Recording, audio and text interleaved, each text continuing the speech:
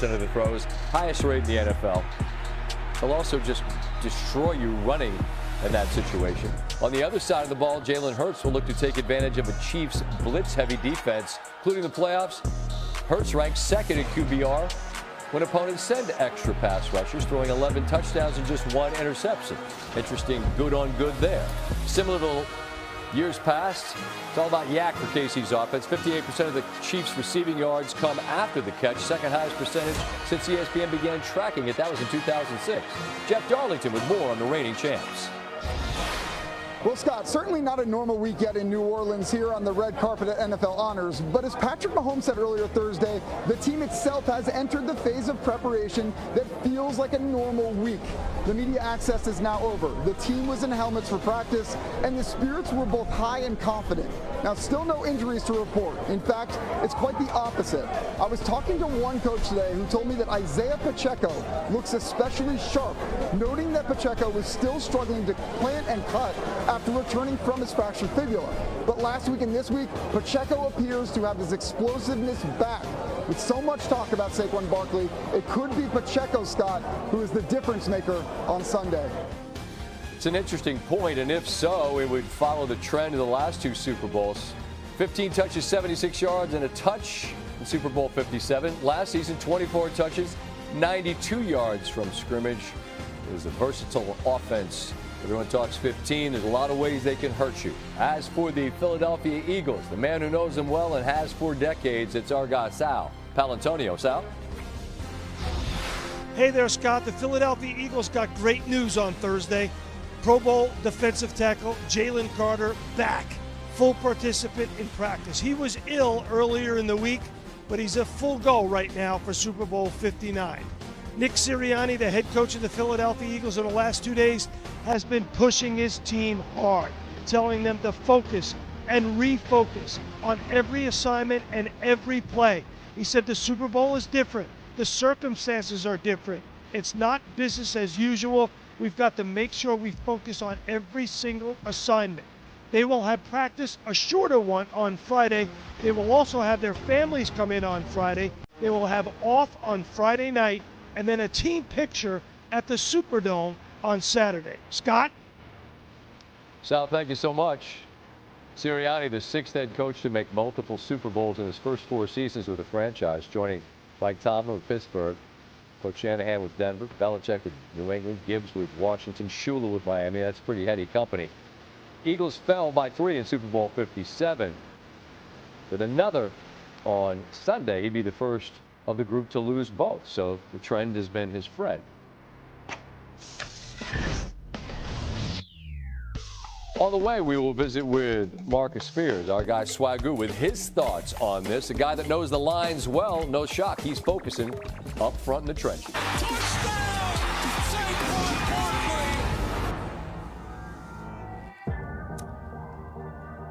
Current number in the Super Bowl 1. Kansas City by 1. If that is where this line closes, it would match the smallest spread in Super Bowl history. Super Bowl 49, Patriots were laying 1 against the Seahawks and covered pretty miraculously, as you recall. Super Bowl 16, Bengals were laying 1 against the Niners, but lost by 4. Pleased to be joined now by one of my partners from Countdown. It's Marcus Spears, Swagoo, in a city of New Orleans where if anyone has historic cachet, it's this man right here. I hope this week is fun in between the work, but let's get down to the work right now. And I want to start up front because that's where this game is clearly going to be won and lost. And how much did we talk this season, Swag, about this Philadelphia team and Saquon Barkley? But let's start on that O-line because everything starts with them. From that left tackle to right tackle, maybe the best in the NFL. How significant is their role Sunday? Brother, super significant. And the great thing that they do, Scott, is that these big fellas are athletic, so they can get in space. And when they get to the second level, these linebackers and these safeties, one, it's difficult to play the size and the speed that's coming at you, but more importantly, you can't see. And behind them is a guy by the name of Saquon Barkley that'll make you miss with a clear eye view. Kellen Moore is vitally important, the offensive coordinator for the Philadelphia Eagles, to try to figure out how to get these big fellas up to the second level, not have to deal with with Chris Jones and George Karlaftis, you want to get these guys up on linebackers and get them up on safeties and allow that size and that speed to create alleys for Saquon, and he can hit home runs as we've seen all season long. It's such a chess match here, and you made your living on the other side of the ball. Spags is as good a defensive coordinator as there is in the game. We understand that, and their personnel is loaded. But in the 2 weeks that they would have been game planning, Marcus, for this guy and this O-line, what would have been the point of emphasis as much as you can kind of dumb it down for me? Yeah. Create a new line of scrimmage, Scott. And you've heard me say this before, man, with these type of backs. You've heard it said. You've interviewed the best in the game. You've interviewed people that coach it, people that play it. And we've always talked about the best way to stop Derrick Henry is what? Create a new line of scrimmage, get him to stop his feet, and try to go east and west. It's the same for every single running back in the NFL. And as a D-line, when I say create a new line of scrimmage, you hike it on the 30. You want to play the game on the 29. You want to play the game on the 28. Whether that's you got two guys on the interior that's penetrating, which is why I brought up Chris Jones, to knock off pullers, to distort angles, to create problems in the backfield and mess for Saquon Barkley to have to try to navigate before he can actually turn his shoulders square and start putting his eyes on those linebackers and safeties. If the Kansas City Chiefs come away with a good night of defending the run, it'll be because their D-line created a new line of scrimmage, created penetration where Saquon Barkley had to deal with mess before he could turn his head up to the second level and get going.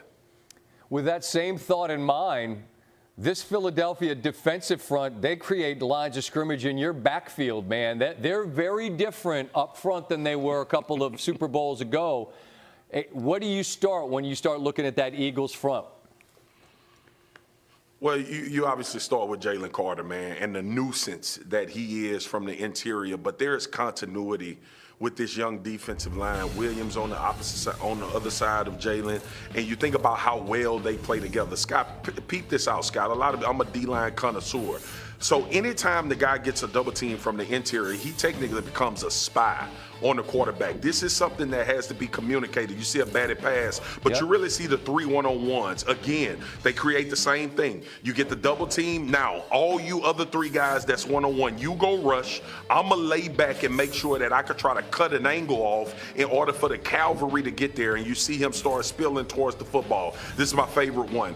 This is a game between the two interior guys. Milton is going to come around. He sees Jalen Carter with penetration immediately, and you look at how now this is going to play out. So he comes and replaces Jalen Carter. The defensive end's got to be careful about not getting behind Jaden Daniels, so Nolan Smith doesn't. He makes him run the hoop, as we call it. But now watch how these angles start to change. So Williams is the one that replaced Jalen Carter. He's going to go up and force Jaden Daniels to try to make a decision. You see Jalen starting to change his route to become that secondary guy in case Jaden makes Milton miss, and we see Cooper DeJean break the pass up on the back end. That's all continuity up front defensively. Scott, you and I are basketball guys, bro, and you know how it goes on defense. Whether you're playing a matchup zone or whether you're playing man, you got to be tied at the hip, and everybody needs to be in a position of help. That's how they play on the defensive line for the Philadelphia Eagles, and it bodes well for them because they got guys up there when they do get those 3 one-on-ones that can absolutely win. So we're talking a whole lot about Philadelphia, and with good reason. This is a really, really good squad. But the Kansas City Chiefs are going for their third in a row, man. And we joked about it all year. It might not always be awe-inspiring, but beating them is a real chore, man. From Kansas City's perspective, what they've already accomplished, the kind of confidence that is gleaned from doing what they've already done, Marcus, how does that show itself on Sunday? Scott, you know the answer to this. Kansas City expects to win the game, number one. Yeah. And people say that sometimes, and it feels like the right thing to say. They understand that if we get in critical down and distance situations, if we get in critical times of the game, we've come through more than anybody in the last 5 years in this league. We've been in this position before. We understand how to make one game the macro Let's just make the plays at the time that the plays need to be made in order to win the football game. You and I said on Monday Night Countdown all year long, and we've said it 1,000 times, and you heard me say it. In order to win a game against the Chiefs, you got to beat them. You are not going to be able to wait for them to make a mistake or wait for them to not be able to be creative enough to go make plays. So if Philly wants to win this game, one, you got to play mistake-free football, but more importantly, this can't be a situation where you feel like, okay, let's just try to hold on until the end of the game. Because, Scott, how many damn times have we seen that movie? We know in Fast and Furious that Vin Diesel is not going to die. Whether he fall out of a building in Dubai and a car is going 1,000 miles towards the ground, we know he's not going to die. That's the Kansas City Chiefs in football. So in order to get them, you got to put them to sleep, and you got to make sure that they are asleep and not just closing their eyes to fool you about waking up. That's such a great point. Like tanks fall out of airplanes and whatnot, and then nothing's going to kill this guy. So are you telling me all this adds up to another parade in Kansas City next week? Scott, I would love to tell you that, but to be different. And a true belief for me, man, is Saquon has changed what you have to do defensively. I'm going to take the Eagles, brother. It feels like something special, especially with this running back and the uber confidence that they're playing with. 2 years ago, they walked off this field not being able to get it done.